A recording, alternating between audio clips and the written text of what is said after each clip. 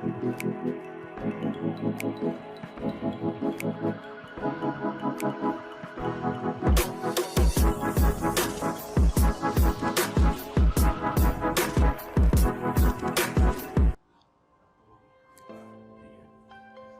sahabat cerdas, jumpa kembali bersama saya Handri Matindas, guru SMP Negeri 7 Manado.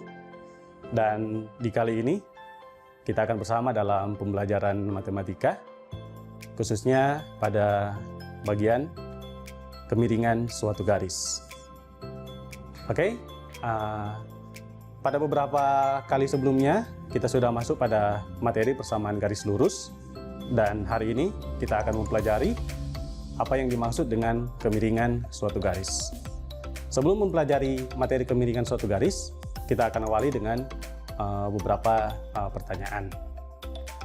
Yang pertama, pernahkah kita melewati suatu jalan tanjakan, jalan yang menanjak? Atau pula kita pernah melewati suatu jalan yang turunan, menurun? Atau pula pernahkah kita melewati suatu jalan yang mendatar? Ya, tentu kita semua pasti pernah melaluinya. Entah dengan berjalan kaki, atau dengan bersepeda, atau dengan mengendarai kendaraan. Pasti perasaan kita berbeda-beda saat kita mendaki jalan menanjak, kita melewati jalan menurun, atau pula kita melewati jalan yang posisinya datar. Nah, pembelajaran hari ini memiliki tujuan, yaitu setelah mempelajari materi ini, siswa, peserta didik dapat memahami apa yang dimaksud dengan kemiringan suatu garis. Dan selanjutnya, peserta didik dapat menentukan nilai kemiringan suatu garis. Baik, kita mulai dengan apa yang dimaksud dengan kemiringan suatu garis. Pada dasarnya, secara matematis, kemiringan suatu garis didefinisikan adalah perubahan nilai Y atau nilai pada sumbu Y dibagi dengan perubahan nilai sumbu X. Secara matematis dituliskan gradien yang disimbolkan dengan M atau kemiringan garis disebut juga dengan nama gradien dan disimbolkan dengan huruf M kecil, didefinisikan dengan delta Y dibahagi delta X. Atau secara matematis dituliskan M sama dengan Y2 dikurangi Y1 dibahagi X2 dikurangi X1. Untuk jelasnya, boleh perhatikan gambar berikut ini. Dan dari gambar berikut ini, kita akan masuk pada contoh soal biar lebih jelas dan paham. Nilai-nilainya adalah 7,8 dan selanjutnya adalah 3,2. Dan gradiennya ditentukan dengan menggunakan rumus M sama dengan Y2 dikurangi Y1 per X2 dikurangi X1. Nah, dalam hal ini kita bisa temukan M sama dengan 8 dikurangi 2 dibahagi 7 dikurangi 3. Dan 8 kurang 2 nilainya sama dengan 6 dibahagi 7 kurang 3 nilainya sama dengan 4. Sehingga kita peroleh M sama dengan 6 bahagi 4 atau 6 per 4. Dan secara matematis nilai tersebut kita sederhanakan menjadi 3 per 2.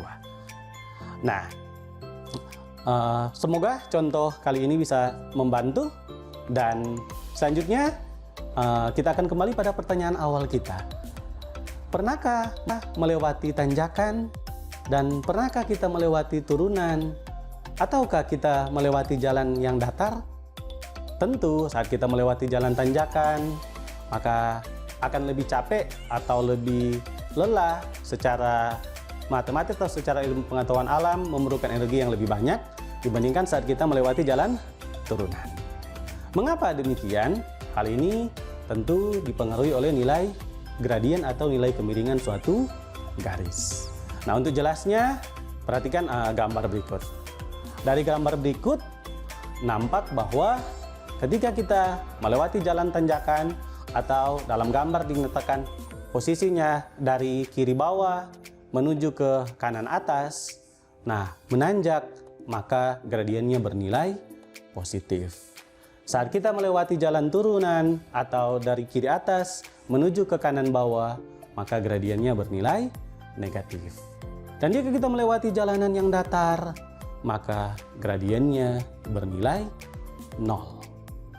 Oke, ada pertanyaan menarik. Bagaimana atau berapakah nilai gradien untuk garis yang tegak atau vertikal?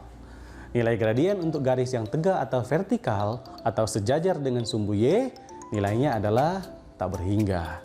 Jika kita berandai akan menaiki tebing dengan berjalan, tentunya tidak bisa. Harus dengan bantuan tali menanjak atau alat bantu lainnya. Sehingga hal ini mempertegas apa yang kita rasakan ketika kita berjalan pada jalan yang menanjak, atau kita berjalan pada jalan yang menurun, dan pada jalan yang datar. Demikian kegiatan pembelajaran hari ini, dan kita akan ketemu lagi pada pembelajaran selanjutnya. Sampai jumpa, salam cerdas.